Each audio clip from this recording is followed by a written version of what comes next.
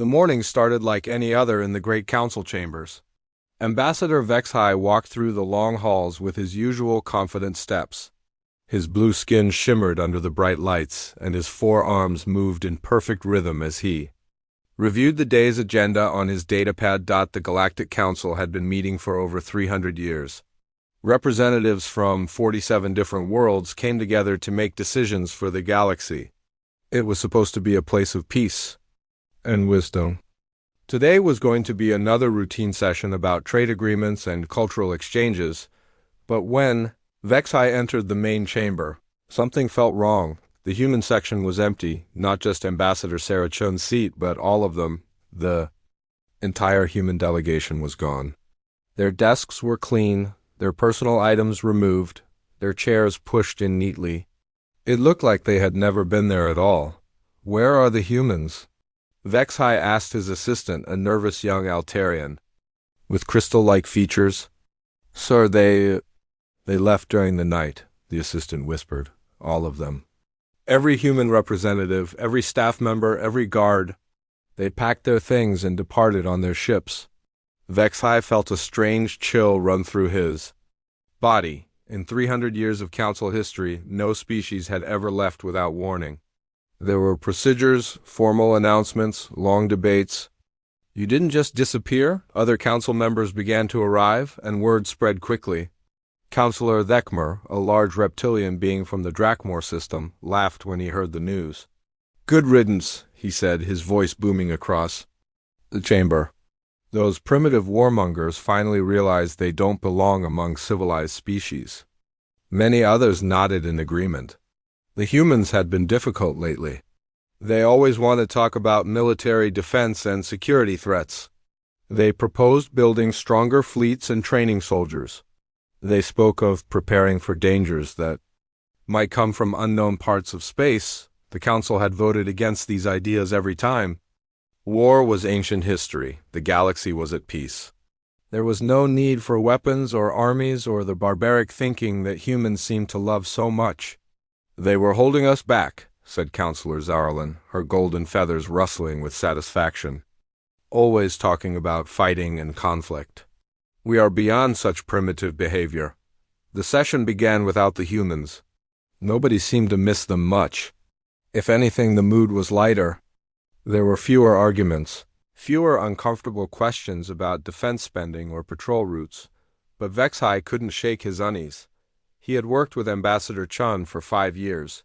She was tough, yes, but she was also fair and honest.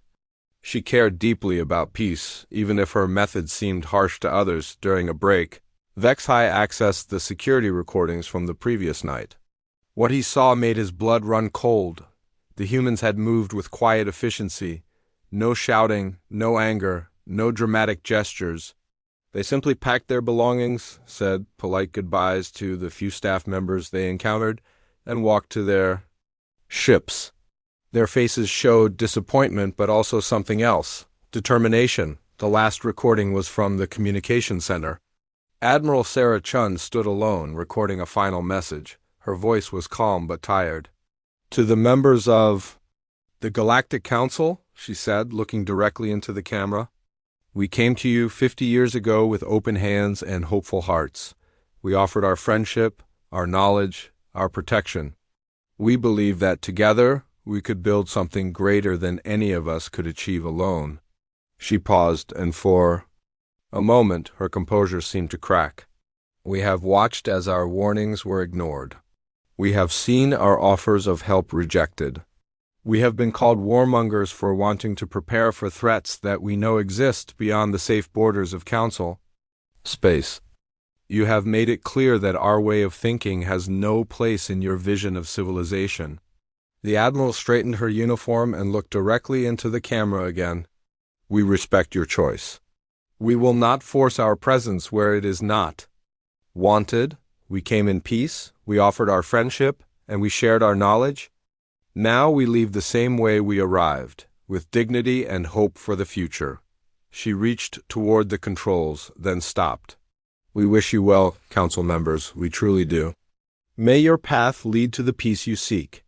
But if the darkness comes and If you find that peace is not enough to protect what you love, remember that we offered to stand beside you.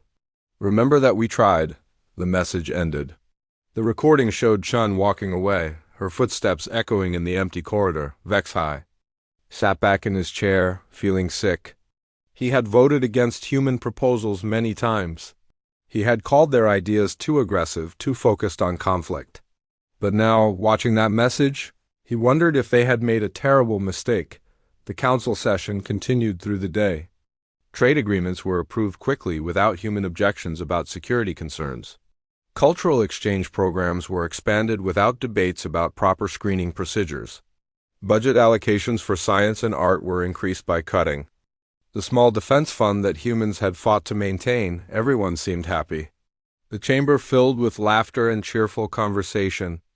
Several members commented on how much more pleasant things were without human negativity, but late that night, Vexhai found himself in his private office staring out at the stars. Somewhere out there, human ships were traveling to unknown destinations. What were they planning? Where were they going? A soft chime indicated an incoming message. It was from his intelligence contact in the outer systems, a reliable source who usually provided information about trade routes and pirate activity. Vexhai. The message began, "Something strange is happening in the Kepler sector. Human ships have been seen gathering near the old mining stations, lots of them, and they're not alone. I'm seeing vessel designs I don't recognize, big ones, thought you should know." Vexhai deleted the message and sat in the darkness. Outside, his window, the lights of the council station twinkled peacefully. Everything looked normal. Everything looked safe. But for the first time in his long life, Ambassador Vexhai of the Zephyrian Empire felt truly afraid. The humans were gone. And somehow he suspected that was only the beginning. 1 year had passed since humanity's quiet departure, and the galaxy was falling apart. Ambassador Vexhai stood in his office, reading reports that made his heart sink with each passing line. 3 separate wars were raging across council space. Pirates had grown so bold that they now attacked core worlds in broad daylight. The economy was in ruins, with trade routes abandoned and colonies cut off from vital supplies. The latest disaster involved the peaceful Meridian system. The hegemony of Sec had simply arrived with a massive fleet and declared the entire system their property. The local government had begged the council for help. "We sent a diplomatic mission," Councillor Zarlin reported to the emergency session. Her golden feathers had lost their shine, and she looked older than her years. The hegemony commanders listened politely, then ordered our ambassadors to leave within 24 hours. "What about economic sanctions?" suggested Councillor Thekmore. His own system was still under attack, and he had lost weight from the stress. "The hegemony doesn't care about our sanctions," Zarlin replied. "They have everything they need from conquered territories. They're taking resources by force instead of buying them through trade." The Meridian system was home to 12 billion peaceful beings. They had no military, no weapons, no way to defend themselves. They had trusted the council to protect them. "We have to do something," Vexhai said desperately. "What can we do?" Thekmore roared. "Send harsh letters?" File official. "Complaints? The hegemony knows we have no real power." It was true. The council had always relied on diplomacy and economic pressure to maintain peace. But both tools were useless against enemies who didn't want to talk and didn't need to trade. The only species with real military strength had been humanity, and they were gone? "I have a proposal," Vexhai said quietly. "We should contact the humans, ask them to return." The chamber fell silent. For months they had avoided talking about this option. Pride had kept them from admitting their mistake. "They made their choice to leave," Zarlin said finally. "And we made our choice to let them go," Vexhai replied. "But the galaxy is burning. Our people are dying. Maybe it's time to put pride aside." After hours of debate, the council voted to send a formal delegation to Earth. They would offer humanity a full partnership in the council. With expanded rights and recognition of their military contributions, Vexhai volunteered to lead the mission. Himself, the journey to Earth took 2 weeks through hyperspace. As they approached the Sol system, Vexhai felt hopeful for the first time in months. Surely the humans would help. They had always been compassionate, always willing to protect the innocent. But when his ship dropped out of hyperspace, Vexhai's hope turned to shock. The Sol system was transformed. Massive orbital stations surrounded every planet and major asteroid. The structures were clearly human in design, but larger and more advanced than anything they had built while in the Council. Energy readings showed defensive installations that made his sensors scream warnings, and the ships. There were thousands of them, ranging from small patrol vessels to enormous dreadnoughts that dwarfed anything in Council space. They moved in perfect formations, clearly following patrol patterns around the system. Incoming transmission, his communications officer reported nervously, the main screen activated, showing a young human officer in an unfamiliar uniform.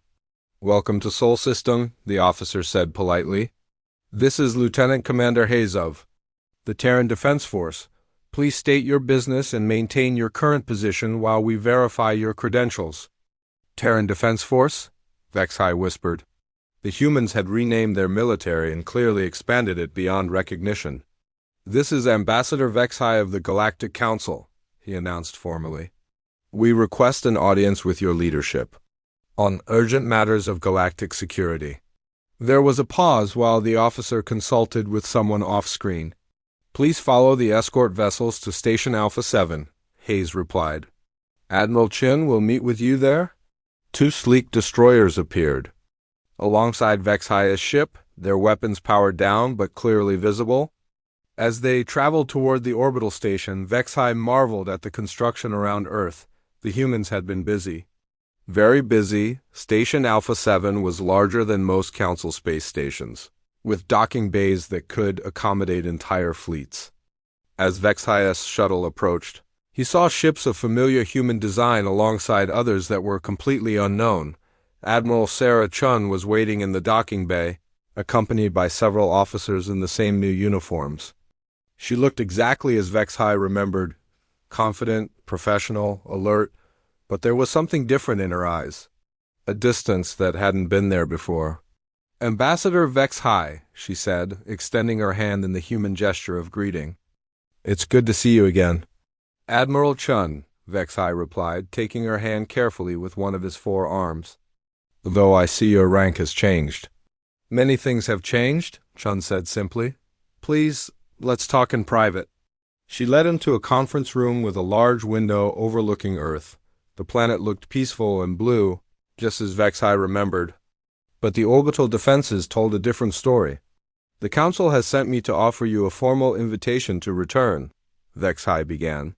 "Full partnership status, expanded voting rights, recognition of human military contributions to galactic peace." Chun listened without expression, then smiled sadly. "I appreciate the offer, Ambassador, I really do. But we're no longer interested in Council membership." "The galaxy needs you," Vexhai pressed. "Wars are breaking out everywhere. Pirates attack core worlds. Innocent people are dying." "I know," Chun replied quietly. "We've been monitoring the situation." "Then you know we need your help. You've always protected the innocent." Chun stood and walked to the window, looking down at Earth. "We spent 50 years protecting people who called us barbarians for our efforts. We offered to share our knowledge of defense and warfare, and you called us warmongers. We warned about threats from unknown space, and you said we were fear-mongering." She turned back to face Vexhai. "We tried to fit into your vision of civilization, Ambassador. We tried to be the peaceful, diplomatic species you wanted us to be. But when real threats appeared, you expected us to become warriors again." "You were good at it," Vexhai said desperately. "Yes, we were. But we got tired of being your hired soldiers while being treated like embarrassing relatives at family gatherings." Shun activated a holographic display showing the galaxy. "We've found a new purpose, Ambassador. While you debated the morality of self-defense, we explored beyond the galactic rim.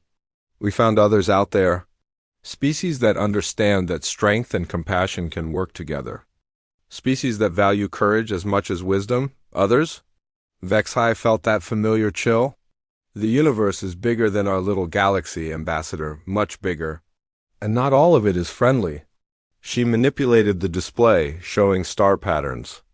Beyond the galaxy's edge, we've made new alliances, built new relationships based on mutual respect and shared values. We're part of something larger now. What about your former home? What about the species that welcomed you into galactic civilization? Chun's expression softened slightly. We wish you well, Ambassador. We truly do, but we've moved on.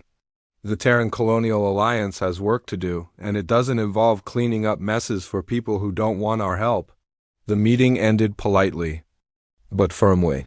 Chen escorted Vexhai back to his ship personally, shaking his hand again at the docking bay. "Give my regards to the Council," she said. "Tell them we hope they find the peace they were looking for." As Vexhai's ship departed Sol system, he watched the human fleets through his rear sensors. They looked confident and purposeful, like they had important work to do, work that apparently didn't include saving the galaxy they had once called home. The journey back to Council space took 2 weeks. When Vexhai arrived, he found 3 more. Systems had fallen to various aggressors. The humans were no longer coming to save them.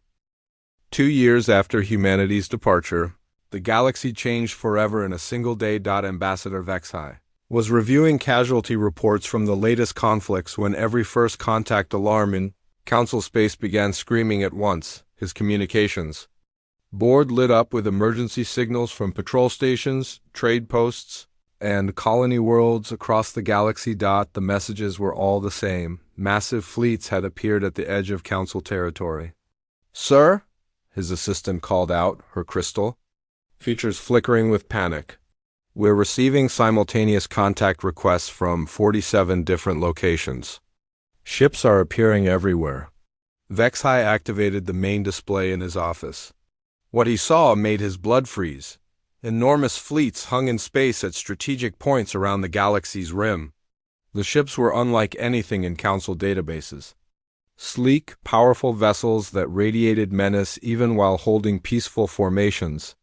But mixed among these unknown ships were others that Vexhai recognized with growing dread, human vessels. But not the designs he remembered. These were evolved, improved, bearing new weapons and defensive systems that made his sensors struggle to analyze them. "How many ships?" he asked weakly. "Initial estimates suggest over 10,000 vessels in the first wave," his assistant replied. "More are arriving every minute."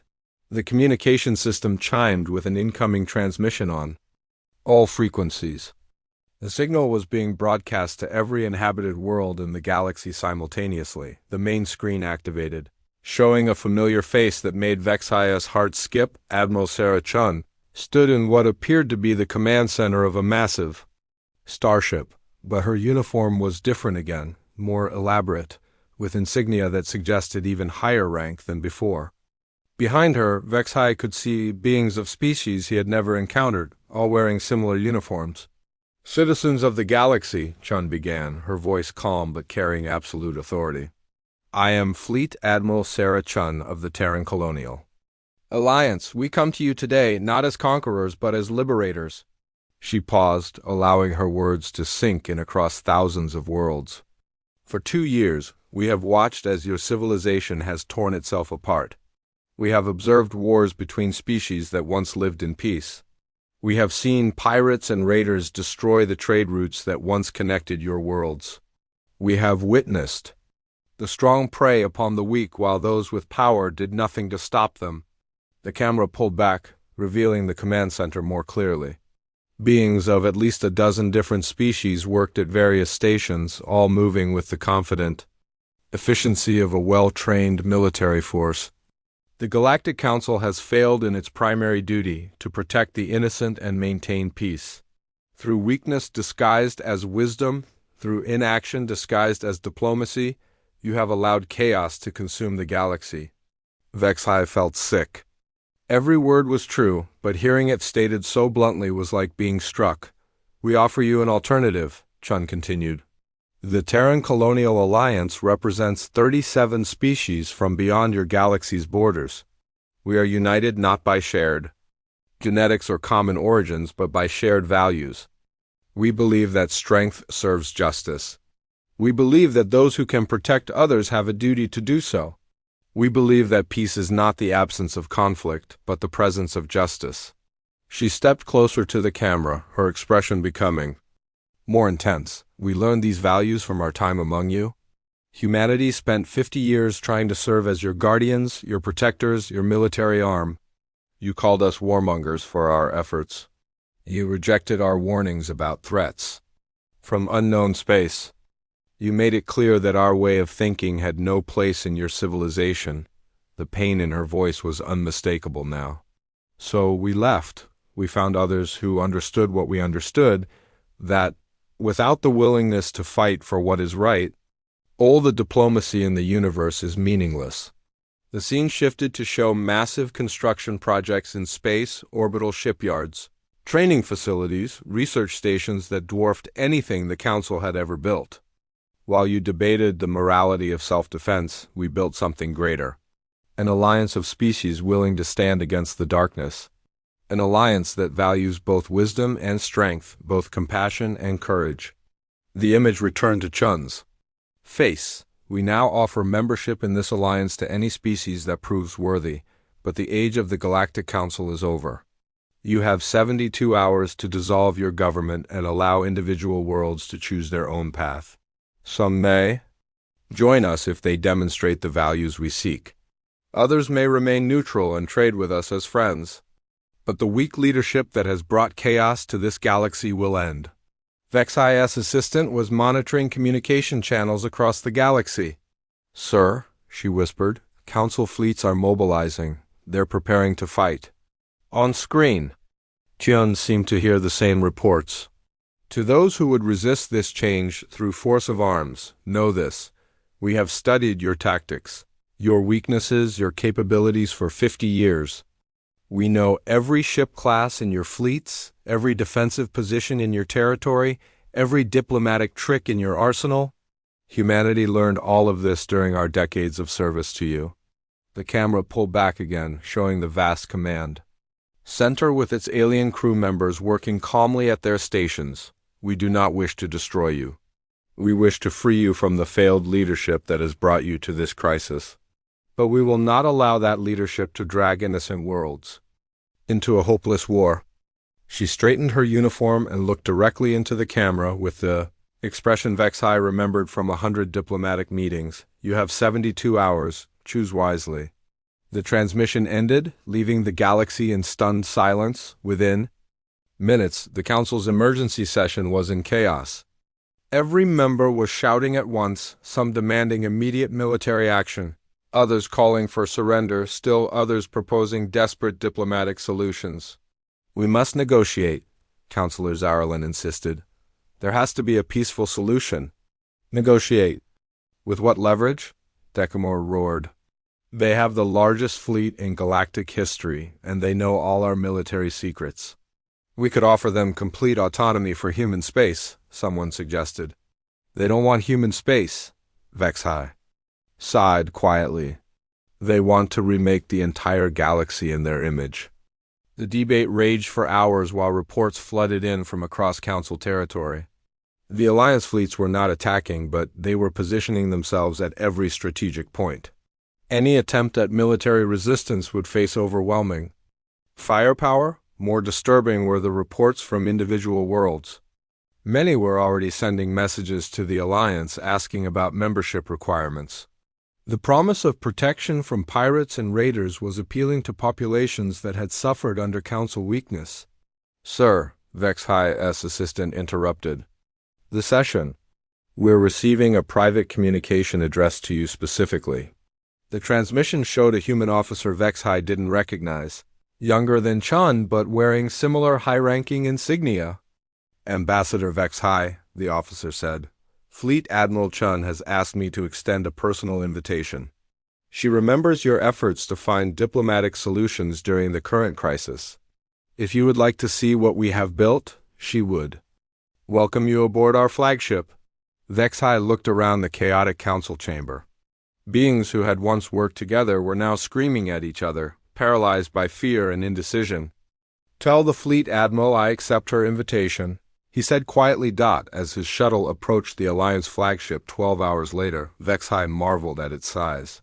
The vessel was larger than the Council's main space station, bristling with weapons and defensive systems that his sensors couldn't fully analyze, but it was the crew that truly amazed him. As he walked through the corridors, he saw dozens of different species working together with perfect coordination. These weren't conquered peoples or hired mercenaries. They were proud members of something they believed in. Chun met him in an observation lounge overlooking the galaxy. Through the massive windows, Vexhai could see the lights of 1,000 worlds, many of them now under Alliance protection. "It's beautiful, isn't it?" Chun said, standing beside him. "All those worlds, all those different species, finally united under a common purpose." "Your purpose," Vexhai said. "Our purpose," Chun corrected. "Every species in the Alliance helps shape our values and our goals. Humanity provided the initial military structure, but we've all learned from each other." She gestured toward the stars. "We found civilizations out there that had faced the same choices you faced. Species that had chosen strength over weakness, action over endless debate. They welcomed us not as conquerors but as kindred spirits." "And now you've come home," Vexhai said. "This was never our home," Chun replied sadly. "Home is where you're valued for who you are, not criticized for what you're willing to do. The Alliance is our home now." Outside the windows, Alliance ships moved in perfect formations, ready to reshape the galaxy forever. The end came not with explosions and destruction, but with the quiet efficiency that had always marked human operations. Ambassador Vexhai watched from the Alliance flagship as Council fleets moved to defensive positions around key worlds. The ships looked proud and determined, but Vexhai had spent enough time with humans to recognize the truth. This wouldn't be a battle. It would be a demonstration. "Fleet Admiral," a young Alliance officer reported to Chun, "Council forces are taking position around Altair Prime. They're requesting terms for surrender." "No terms," Chun replied calmly. "Disable their ships, but do not harm the crews. These people are not our enemies. They're victims of poor leadership." The first engagement lasted exactly 17 minutes. Council ships that had seemed impressive in peacetime were hopelessly outmatched by Alliance technology. Their weapons couldn't penetrate Alliance shields. Their shields couldn't stop Alliance weapons. Within minutes, every Council vessel was drifting helplessly in space, their crews unharmed, but their ships completely disabled. "Medical and engineering teams are standing by to assist," Chun announced on open frequencies. "We have no desire to see anyone suffer needlessly." The same scene played out across the galaxy over the next 3 days. Council fleets moved to defend their worlds, Alliance forces disabled them efficiently, and then Alliance medical teams helped evacuate the crews. No one was killed. No ships were destroyed. But the message was unmistakably clear: resistance was pointless. On the second day, entire Council worlds began surrendering without a fight. The promise of Alliance protection from pirates and raiders was too tempting to ignore. Planets that had suffered under Council weakness welcomed their new protectors with relief, but it was on the third day that Vexhai truly understood what humanity had become. Reports reached the flagship about a crisis in the vegan system. Pirates had taken advantage of the chaos to capture several cargo ships carrying medical supplies to refugee camps. The local population was desperate. Without those supplies, thousands would die. "Deploy Rescue Squadron 7, Chun ordered, without hesitation. Full authority to engage hostile forces. Vexhai watched the tactical display as Alliance ships raced toward the crisis. They moved faster than any Council vessel could match, their crews trained to perfection. When they reached the pirates, the fight was over in minutes. But what happened next made Vexhai's heart's ache. Alliance medical ships immediately moved to help both the rescued crews and the wounded pirates. Food, water, and medical care were provided to everyone, regardless of which side they had been on. The medical supplies were delivered to the refugee camps within hours. Why help the pirates? Vexhai asked Chun. Because showing mercy to enemies proves you're strong enough to afford it, she replied. The pirates will remember this kindness. Many of them will choose to join us rather than fight us. It was the same compassion humans had always shown, but backed by the strength to make it meaningful. By the end of the third day, the Galactic Council officially dissolved itself. The remaining members, meeting in an emergency session, voted unanimously to transfer all authority to local governments. Councillor Thekmer, once humanity's harshest critic, stood to make the final announcement. "We have failed," he said simply. "We chose weakness over strength, debate over action, comfort over duty. The Alliance offers our worlds what we could not: protection, justice, and competent leadership." Vexhai felt tears running down his face as he watched the ceremony. 300 years of galactic civilization ended not with war or conquest, but with a simple admission of failure. In the weeks that followed, individual worlds began applying for Alliance membership. The process was thorough but fair. Species that demonstrated courage, compassion, and the willingness to protect others were welcomed. Those that preferred isolation were left alone but offered trade agreements and mutual defense pacts. The hegemony of Sec, faced with overwhelming Alliance power, quickly agreed to return all conquered territories and pay reparations.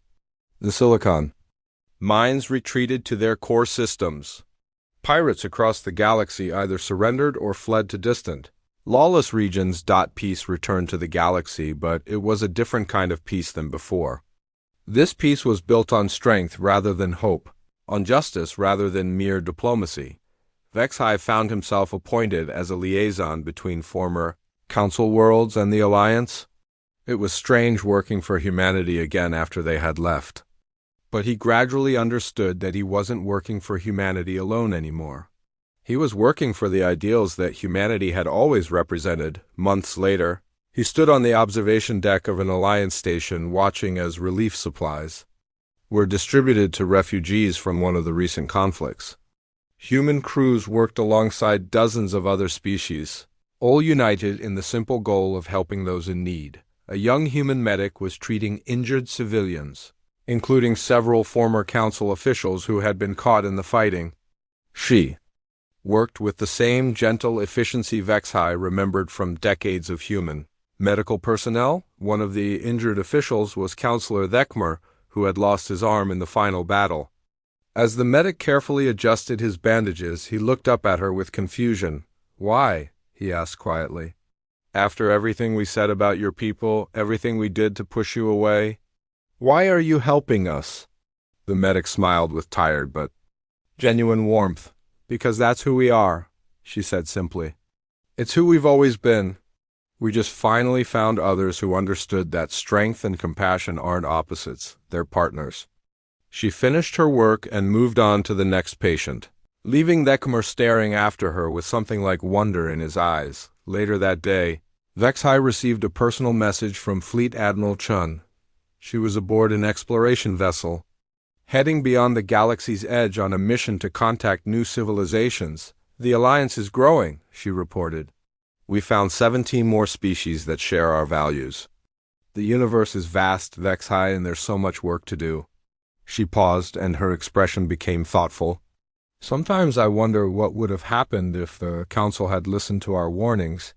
If you had accepted our offers of help instead of calling us warmongers. We could have built this Alliance together, side by side." Her image looked directly at the camera, and Vexhai could see the same sadness he had noticed during their last meeting in Council chambers. But perhaps this was always meant to be.